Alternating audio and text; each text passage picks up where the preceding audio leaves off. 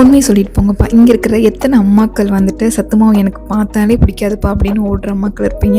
அந்த மாரி தான் நானும். எனக்கு வந்து சத்து மாவு பார்த்தாலே பிடிக்காது. அப்படிங்கிறப்ப நம்ம குழந்தைங்க மட்டும் எப்படி வந்து அந்த சத்து மாவ ரொம்ப விரும்பி சாப்பிடுவாங்கன்னு நம்ம நினைக்கிறது தப்பு தானே.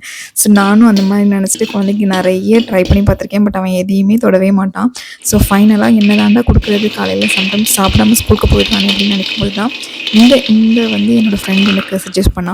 ஸோ இதுக்கு வெறும் வந்து 4 பொருள் போதும்.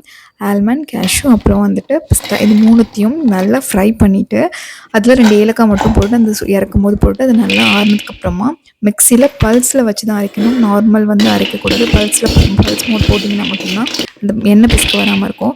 ஸோ இந்த மாவு வந்து நமக்கு எண்ணெய் பிசுக்கு இல்லாமல் நல்லா கடையில் வைக்கிற மாவு மாதிரியே கிடைக்கும். ஸோ இதை ஃப்ரிட்ஜில் ஸ்டோர் பண்ணிவிட்டு நமக்கு தேவைப்படும் போது பால் சுட வைக்கும்போது இந்த ஸ்பூன் இதில் 1 ஸ்பூன் பவுடர் எடுத்து பாலில் போட்டு நல்லா கொதிக்க வச்சுட்டு அதில் 2 டேட்ஸ்